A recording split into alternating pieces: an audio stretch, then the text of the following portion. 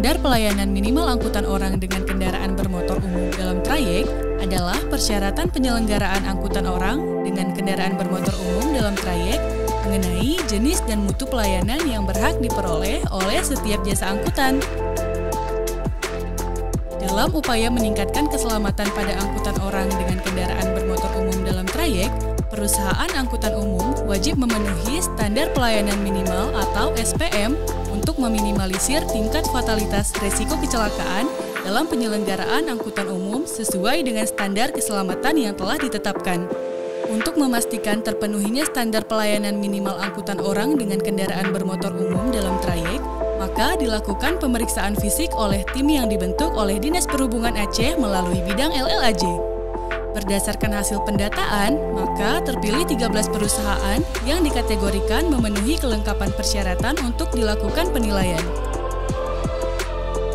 Aspek pemeriksaan yang dilakukan diantaranya administrasi dan fisik kendaraan.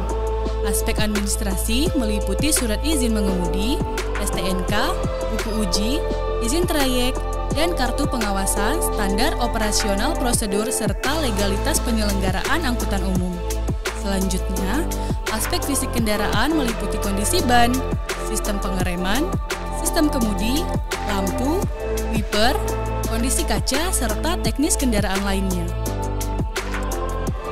Setelah dilakukan hasil pemeriksaan administrasi dan pemeriksaan fisik kendaraan bermotor umum di lapangan, maka ada 3 perusahaan yang ditetapkan sebagai perusahaan AKDP terbaik yang memenuhi standar pelayanan minimal, yaitu PT Jasa Rahayu Gepeng, PT Bintang Lestari Putra Perkasa, dan PT Oriza Satifatur. Harapan kedepannya, pemenuhan standar pelayanan minimal dapat diterapkan oleh semua perusahaan angkutan umum, dan nantinya penilaian ini dapat digunakan sebagai pertimbangan untuk persyaratan mendapatkan izin penyelenggaraan angkutan orang dalam trayek.